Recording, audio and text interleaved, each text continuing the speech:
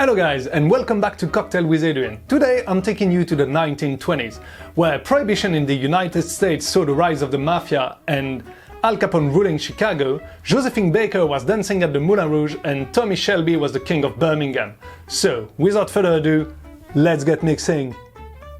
The 1920s is a really interesting era in terms of cocktail creation. In America, because of the Prohibition, bartenders are getting really bad quality liquor, so they need to find ways to hide the taste with other ingredients.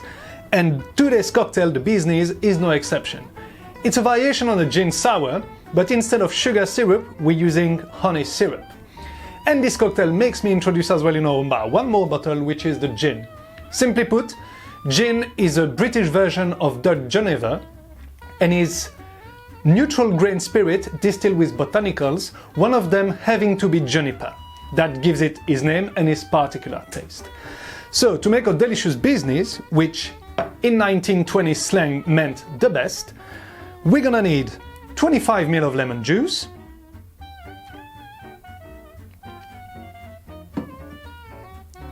(20 ml of honey syrup,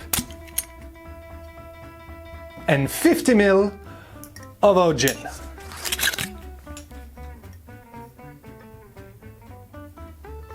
And now all we have left to do is adding some ice to our shaker and give it a good shake to dilute it and to get it really nice and cold.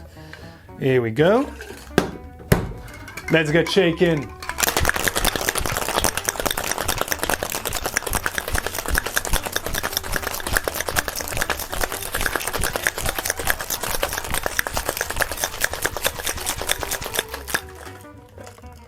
And if you're shaking with a metal shaker, you'll notice that the exterior of your shaker becomes frosty. That means probably your drink is nice and cold and ready to serve.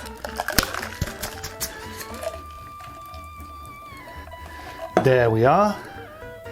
And now we're gonna strain it in our beautiful glasses. Fine strain it in your favorite glass. Here I'm using a pony glass from the collaboration between Nude Glass and Remy Savage. Those glasses are absolutely beautiful and amazing for cocktails. And now the finishing touch, a nice zest of lemon to reinforce those beautiful lemon aromas from the lemon juice and to give it a little bit of pizzazz, if I may say, and to make it the absolute bee's knees.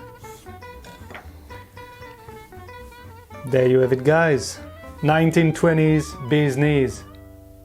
Cheers. Thank you so much, guys, for watching. I hope you enjoyed the episode. The gin I've been using today is Tanqueray London Dry, and like all the bottles I'll be using in the 12 bottle bar, it's affordable, it tastes great and works well in mixed drinks. If you want to learn more about gin and this history and great cocktail to make with it, I highly recommend The Gin Palace by Tristan Stevenson. It's an amazing book, great photography, a lot of history and anecdotes, you're really gonna enjoy it. And as usual, everything that I'm using in the show, you can find a link in the description if you want to get it. And if you want to learn more about the sour, and in particular the whiskey one, check out this episode on the channel. So until next time.